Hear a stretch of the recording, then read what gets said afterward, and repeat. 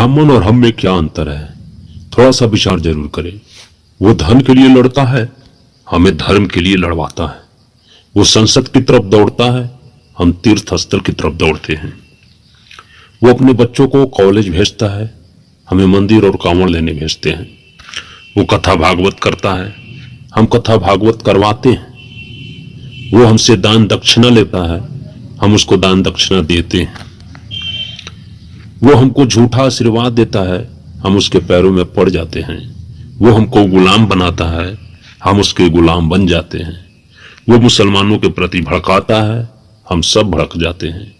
वो हमको बर्बाद करना चाहता है, हम उसको आबाद करना चाहते हैं। वो हमसे हमेशा ईर्ष्या रखता है, हम उससे हमेशा अनुराग रखते हैं। वो अपने घर में कभी सत्यनारायण की पूजा नहीं करता है, पर हमसे हमेशा करवाता है। वो हमेशा सबकी कुंडली बनाता है, पर अपनी कुंडली किसी से नहीं बनवाता है। उसकी नजर पैसों पर रहती है, हमारी नजर कर्मकांडों पर रहती है। उसका अधिकार सभी मठ मंदिरों पर है, हमारा अधिकार किसी मठ मंदिर पर नहीं है।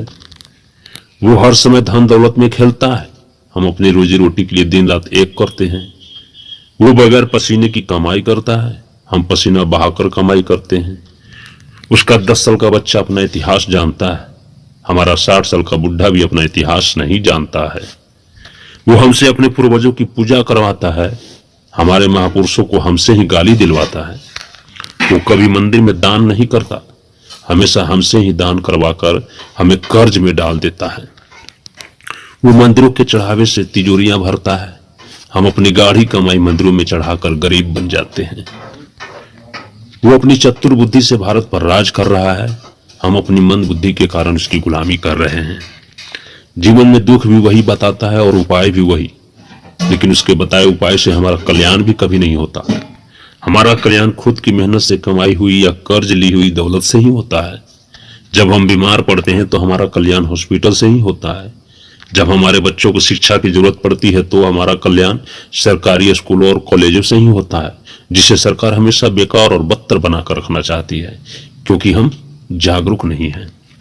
जब हम पर कोई अत्याचार करता है तब हमारा कल्याण बाबा साहेब की लिखी हुई संविधान और कानून से ही होता है, जिसे आज की सरकार के लोग बदलना चाहती है, जिसे हम लोग कभी गंभीरता से नहीं लेते हैं।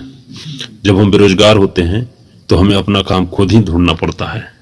तो फिर अंत में सोचिए कि किस काम में आता है ब्राह्मणों का बताया हुआ उपाय।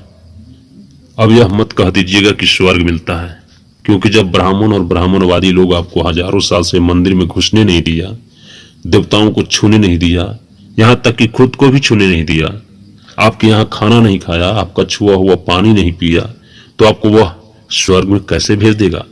अगर कहीं सच में स्वर्ग होता भी होगा तो जरा सोचिए, क्या वहां दरवाजे के अंदर घुसने भी देता होगा?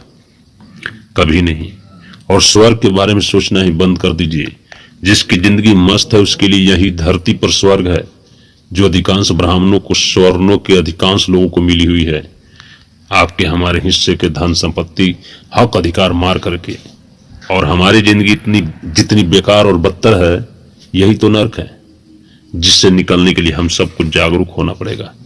अपने महापुरुषों को सुनना और पढ़ना पड़ेगा, और शिक्षा के साथ साथ संगठित होना पड़ेगा।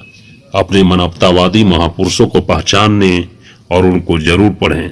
आपको सद्बुद्धि मिलेगी और आपकी मेहनत से कमाई हुई पैसे आपके बच्चे के भविष्य बनाने में खर्च होंगे, न कि ब्राह्मणों को मनाने में। जय हो मानवतावाद की, मानवतावाद की जय हो।